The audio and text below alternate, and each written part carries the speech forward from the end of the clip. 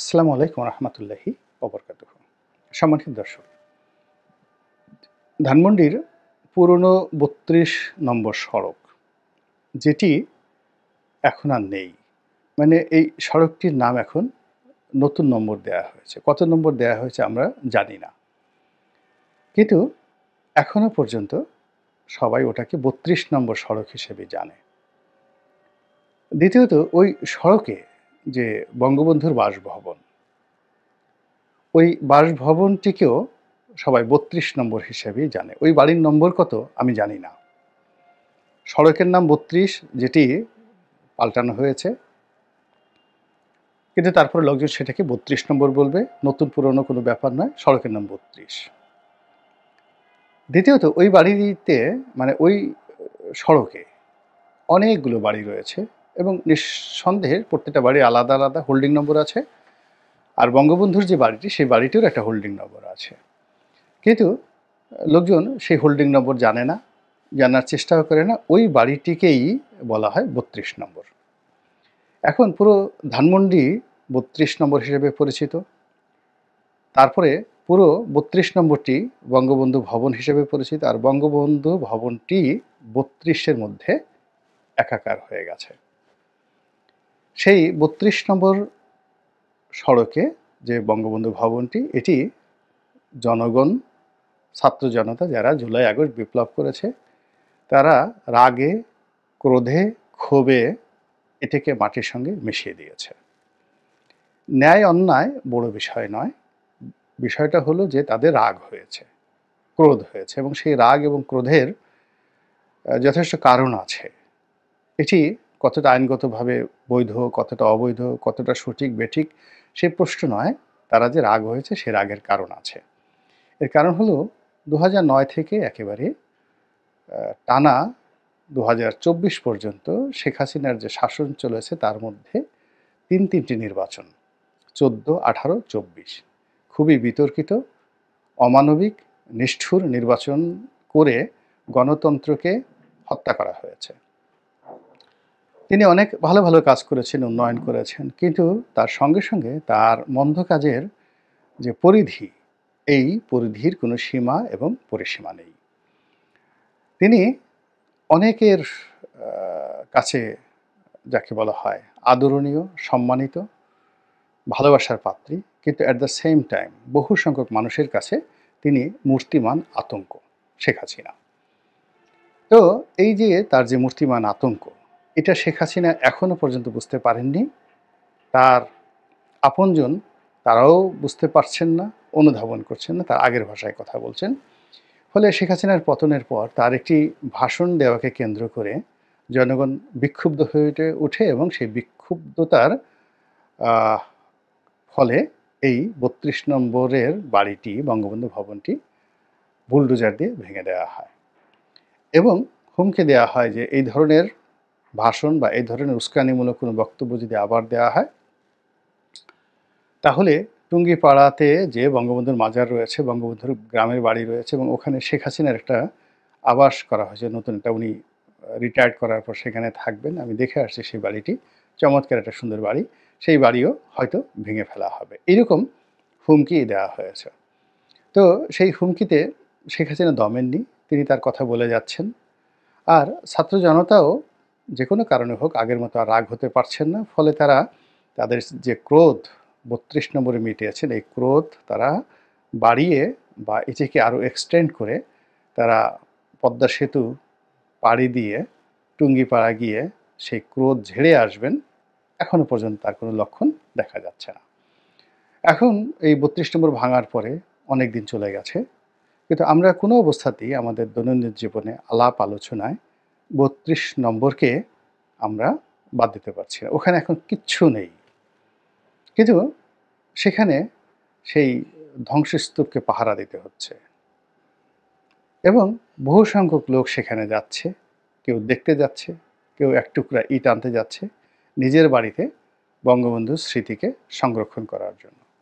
অনেকে গিয়ে সেখানে কান্নাকাটি করছেন, অনেকে গিয়ে সেখানে ছবি তুলছেন, অনেকে অভিশাপ দিচ্ছেন, এবং অনেকে নিরাপদ দূরত্বে, যাদের একটু সাহস কম, তারা লেকের ওপারে দাঁড়িয়ে কিংবা আরও একটু নিরাপদ দূরত্বে দাঁড়িয়ে ওই দৃশ্য দেখছেন, আর মনের মধ্যে যেভাবে যত বিশ্রী রকম গালাগাল আসে, অভিশাপ আসে, বিষোদ্গার আসে, সেই জিনিসগুলো তারা করে যাচ্ছেন।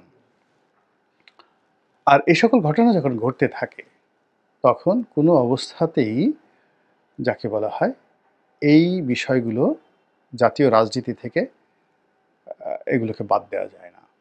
আমি ৩২ নম্বর বাড়ির তুলনায় কোটি কোটি মানে আমার ব্যক্তিগত বঙ্গবন্ধুর তুলনায় আমি বঙ্গবন্ধুর একটা পশমের উপযুক্ত নই, কিন্তু আওয়ামী লীগ আমার একটা বাড়ি ভেঙে দিয়েছে। তো এখন যেটা ভাবি সেটা হলো যে আমাদের গলাচিপাতে উলানিয়া বাজারে আমার যে বাড়িটি ছিল, সেই বাড়িটিকে সবাই এমপির বাড়ি হিসেবে আখ্যায়িত করত। এখন ওখানে আরও অনেক এমপি আছেন, স্বাধীনতার পরে অনেক এমপি হয়েছেন, কিন্তু এমপির বাড়ি বলতে গোলাম মোল্লা রনির উলানিয়া বাড়িটাকেই মানুষ বুঝতো। যে কোনো জায়গায় বলতো, কোথায় যাচ্ছ? এমপির বাড়িতে যাচ্ছি। কোথায় আছো? এমপির বাড়ির সামনে আছি। তো এটা বিনা ভোটের এমপি যে হয়েছিল তাদের জন্য এটা একটা খুব কষ্টের বিষয় ছিল। দ্বিতীয়ত, আমাকে দমন করার, আমাকে মোরালি দুর্বল করার জন্য শেখ হাসিনার হয়তো চেষ্টা ছিল, তদবির ছিল। এই জন্য আমার বাড়িটাকে ঠিক এইভাবেই বা এর চেয়ে নির্মমভাবে ভেঙে দেওয়া হয়েছে। তো ভাঙার ফলে সেই জায়গাটিকে এখনও লোকজন কিন্তু এমপির বাড়ি বলে। বাড়ি নেই, খালি জায়গা, লোকজন সেখানে আসে, দেখতে আসে এবং দাঁড়িয়ে ছবি তুলে গালাগাল করে যারা এই কাজ করেছে, অভিশাপ দেয়। এবং কেউ যদি জিজ্ঞাসা করে, এই কোথায় আছে? বলে, আমি এখন এমপির বাড়ির সামনে আছি, কিন্তু ওখানে কিন্তু বাড়ি নেই। তা আমার মতে একটা ক্ষুদ্র মানুষের ক্ষেত্রে যদি এই ঘটনা ঘটে, ক্ষুদ্র একটা এলাকাতে ৩২ নম্বরের ক্ষেত্রে এটা কত লক্ষ কোটি গুণ বেশি পরিমাণে ঘটতে পারে একবার বোঝার চেষ্টা করুন। তো আমি নির্বাচন এলাকায় যাই না, অনেক দিন যাই না। সেই 18 সনে নির্বাচন করে আসছি, এরপরে আর যাইনি।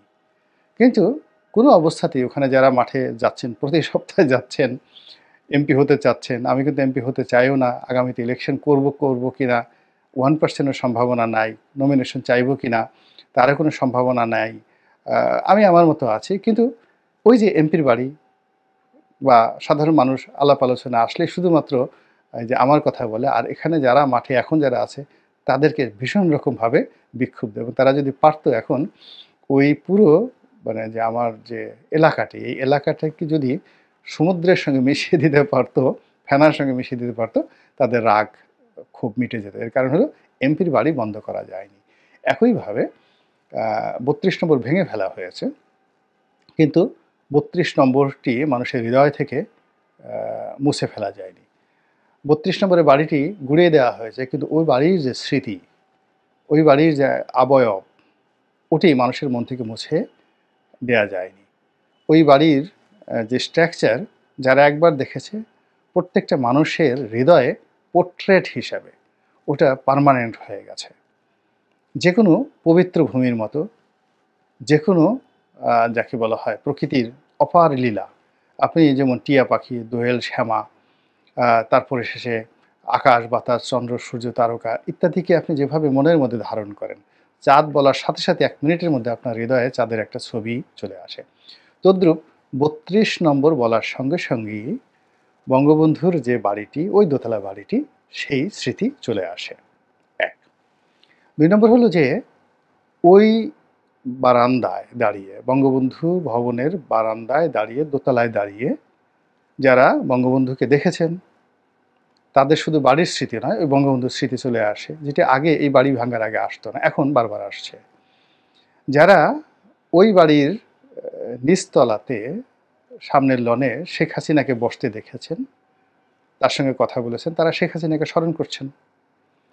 ওই বাড়ির দোতলায় যারা ডাইনিং টেবিলে গিয়েছেন, বেগম মুজিবের সঙ্গে যারা কথা বলেছেন, খাবার টেবিলে খাবার খেয়েছেন, তারা ওই দৃশ্য মনে করছেন, কাঁদছেন। আবার এই সকল দৃশ্য যারা বইতে লিখে গেছেন, শত শত নয়, হাজার হাজার বইতে ওই বঙ্গবন্ধু ভবনের যে কাহিনী, ওখানে কিভাবে খেয়েছে, ওখানে কিভাবে শুয়েছে, ওখানে বঙ্গবন্ধুর বেডরুমের দৃশ্য, ওই বাড়ির কোনো প্রাইভেসি নেই, শুধুমাত্র বাথরুমের ছবিগুলো ছাড়া ওই বাড়ির রান্নাঘর থেকে শুরু করে প্রতিটি রুমের দৃশ্য। তিনি লুঙ্গি পরে শেখ রাসেলকে বুকে জড়িয়ে ধরে আছেন, শেখ রেহানা, শেখ হাসিনা পাশে বসে আছে, দাঁড়িয়ে আছে, শেখ কামাল আছে, জামাল আছে। এই ছবিগুলো মানুষ এখন এই ৩২ নম্বর ভাঙার পরে তাদের মানসপটে স্থান দিয়েছে, এবং স্থান দিয়ে তারা এগুলোকে পোর্ট্রেট বানিয়ে নিয়েছে। দ্বিতীয়ত, ওই বাড়িকে কেন্দ্র করে যে ইতিহাস রচিত হয়েছে, ওই বাড়ি যেদিন তৈরি হয়েছে সেদিন থেকে ওখানে ৬ দফা হয়েছে, ওখানে গণ অভ্যুত্থানের ৬৯-এর গণ অভ্যুত্থান হয়েছে, ওখানে মুক্তিযুদ্ধের পরিকল্পনা হয়েছে, ওখানে তাজউদ্দিন সাহেব গিয়েছেন, ওখানে জাতীয় চার নেতা গিয়েছেন, মাওলানা ভাসানী গিয়েছেন, তারপরে ওখানে পুলিশ ডিউটি করেছে, মিলিটারি ডিউটি করেছে, ওখানে ৭৫-এ ১৫ই আগস্ট হয়েছে, ওখানে বঙ্গবন্ধুর লাশ পড়েছিল। এই সকল ছবিগুলো, দৃশ্যগুলো মানে ৩২ নম্বরের ১০০টি নয়, লক্ষটি নয়, কোটি কোটি রেপ্লিকা। এটা ভবনের রেপ্লিকা, ওখানে যে সকল দৃশ্য ছবি আকারে বিভিন্ন জায়গায় প্রকাশিত হয়েছে সেগুলো রেপ্লিকা। কোনো রকম ইনভেস্টমেন্ট ছাড়া কোটি কোটি মানুষের হৃদয়ের মধ্যে এটি সিলচাপড় মারা হয়ে গেছে।